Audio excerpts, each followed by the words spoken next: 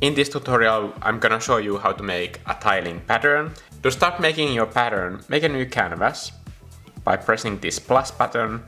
To make sure that your canvas is good for print, make sure that you're using at least 300 dpi for resolution. I'm gonna make this canvas a square. You don't have to make it a square canvas, but make sure that both of these numbers are even numbers. Don't use odd numbers here. Also, make sure that the maximum layers is something that you can work with. This depends on your skill level. If you're good at layer management, you can go with higher resolution and then just work with less layers. The most important part here is the DPI. Make sure that that is at least 300 dpi. And after that is done, I'm gonna hit create. So here's the canvas that I'm going to design the pattern on, and at first I just want to make a really loose sketch on what I want to make. For this sketching part I'm using 6B pencil. And this 6B pencil has been tweaked to be my custom pencil. The biggest tweak that I have made is that I have taken the size cap off.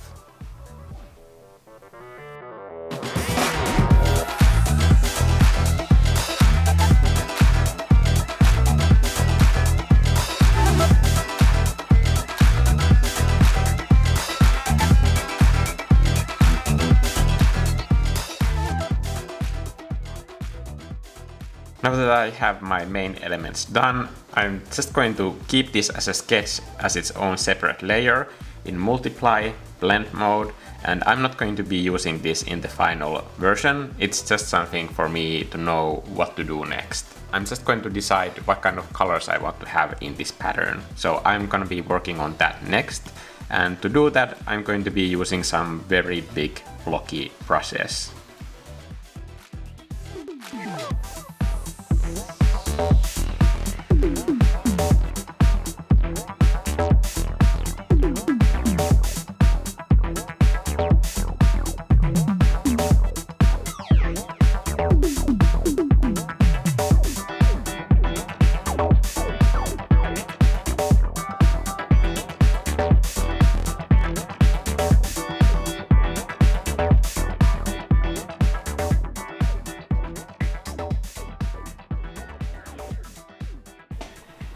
Okay, now that I have all of my main elements done, I am flattening them all down to one layer.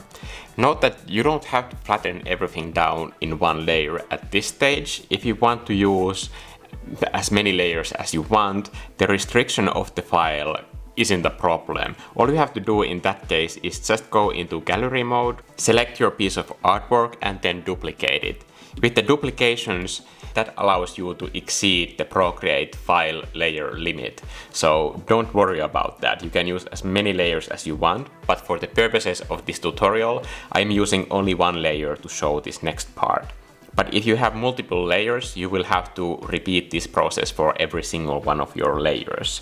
So now when we want to repeat this pattern so that it's tiling vertically, because I don't have anything sideways overlapping at this stage yet, I'm going to make a duplication of this layer, just to keep the original as a backup if something goes wrong.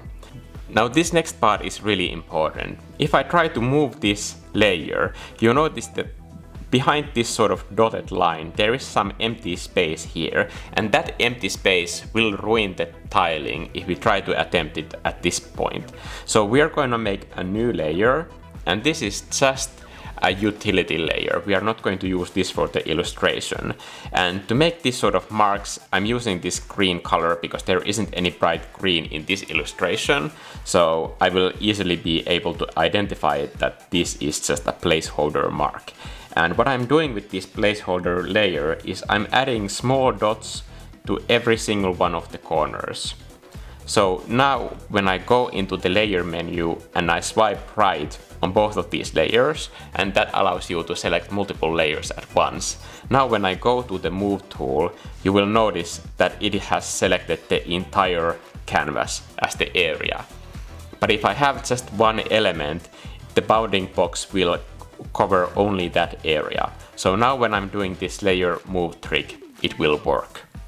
So because I need to do this twice, I'm doing another layer duplication here, and also for these markers, I will do the same thing.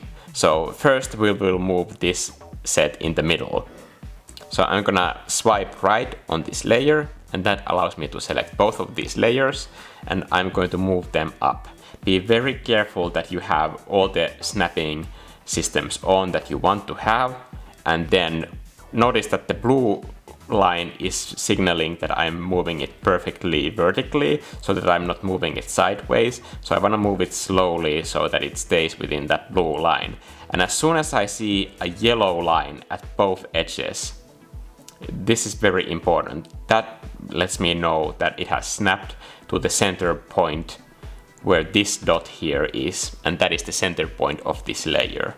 So that is the exact halfway point. And now after this is done, I don't need these dots anymore. They have filled their purpose, so I'm going to delete them. So now I'm going to select the upper two layers, and that is the full layer and the markers.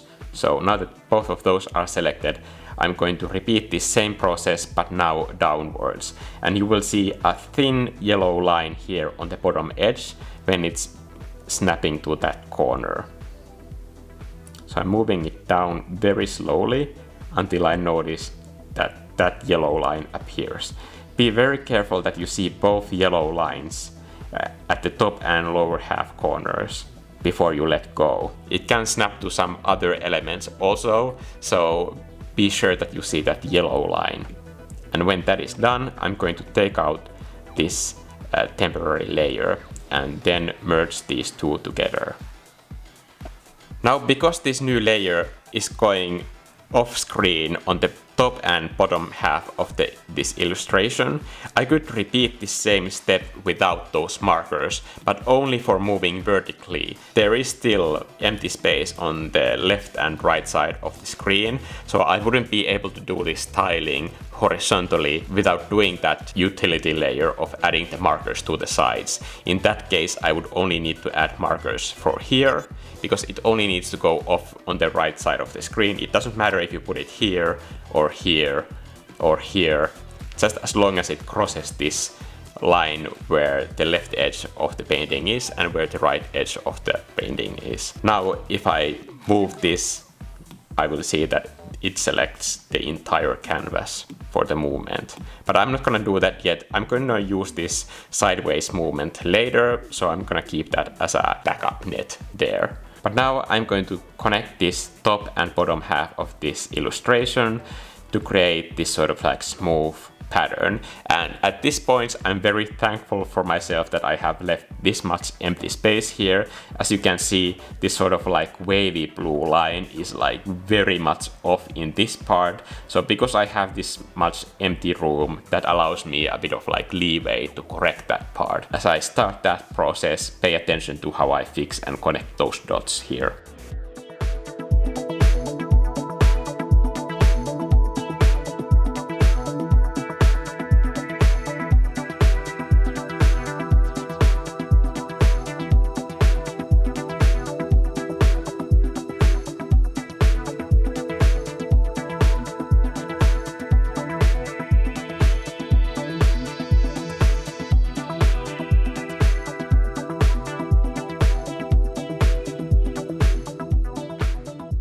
Now what I have in mind for this pattern is a bit more texture using the 6B pencil, and I'm going to do that later, but before that I want to make sure that these sort of main shapes are looking good in the tiling phase. So that's why I'm going to do a horizontal test for this entire pattern next. Now to do this horizontal test, I'm going to repeat the same process as for vertical mode. So I have this utility layer that has these sort of marks at the edges of the screen, and that is important because it still has empty space on transparency. So I'm going to have both of these elements duplicated to make that horizontal pattern repeat. So first, these two layers, I'm going to select both of them, and now I'm going to make sure that my snapping is on. Sometimes I take it off when I'm just moving different duplicates here on screen to make the working a bit more faster. And here You don't want to skip this part or do it hastily. You want to be sure when you're moving the layer that you absolutely see yellow line here, here, and then vertically at the edge where that point meets, and only then let go. This is really important because if you miss this part, then the pattern won't tile. Now I'm going to turn on the visibility of these duplicates and then swipe right on this to select multiple layers at once and then slowly move it to the right, making sure that it's at the right spot, and then I'm letting go. Now this pattern is repeating also horizontally. So what I can do with these layers is that I can merge them together, and now I can make sure that this gap isn't a whole lot of empty space, because when you see the pattern repeating in a smaller scale, this will be more evident. So I'm going to add some more elements here to connect these two areas visually, and then I can get to the fun part, which is the details and the texture of these items. Now when you are sure that you have repeated both of these steps correctly, at any point when you want to edit or tweak parts of your pattern, you can make these sort of like duplicates of the entire layer and then moving them to the halfway position. But every time make sure that you have the same level of care when you are matching it with the corners, and then you will see that the pattern matches perfectly. And you can just merge these two and get rid of the safety net layer and work on this one. But just to be on the safe side, I would always give one step behind so that you can go back in case you just like miss a pixel or you are setting it incorrectly. Then you won't have to do the entire pattern from scratch when you want to fix a small tweak. Now that you have made sure that your pattern is repeating both vertically and horizontally, you can just work on the details until your illustration and pattern is finished. I would recommend that when you start to work on details, that you work in this sort of like center area of this pattern. And then when you want to work on the corners, to repeat this process of moving the illustration so that you will actually have the corners in the center area of the illustration. Otherwise, you might risk having some strokes that go off screen, and then you will generate these sort of like harsh lines that you won't be able to fix.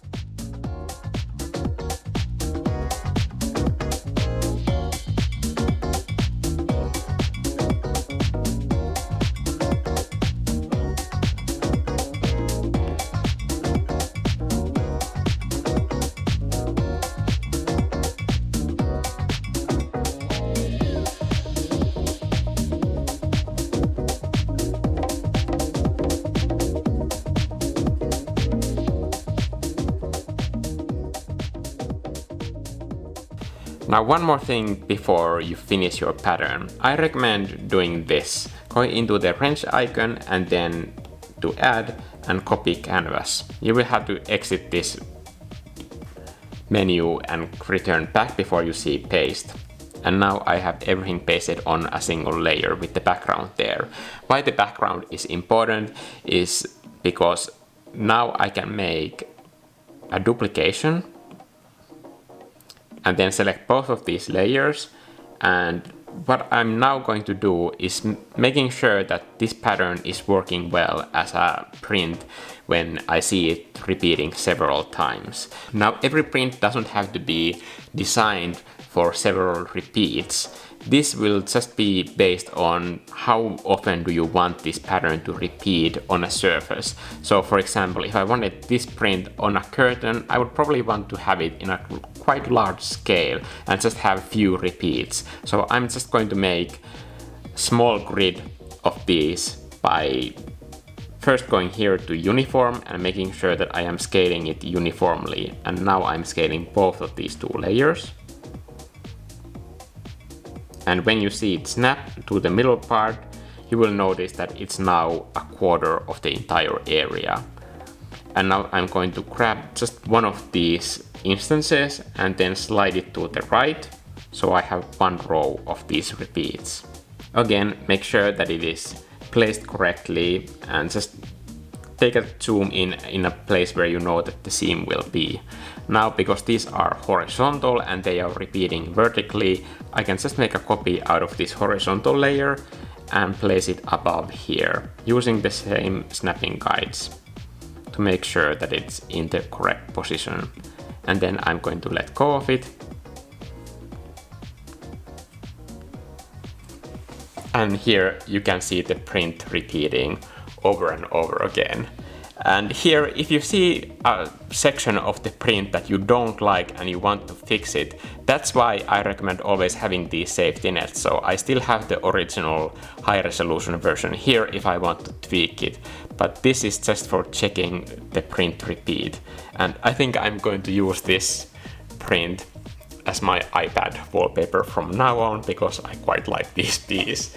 And I hope that you will take the information in this tutorial and make lots of fun prints for yourself. For example, you can make curtains using this technique. Remember that the only thing that you need to be careful of is just making sure that when you are doing the repeat and wrap around, make sure that you are very careful when you're moving it to the edge of the screen.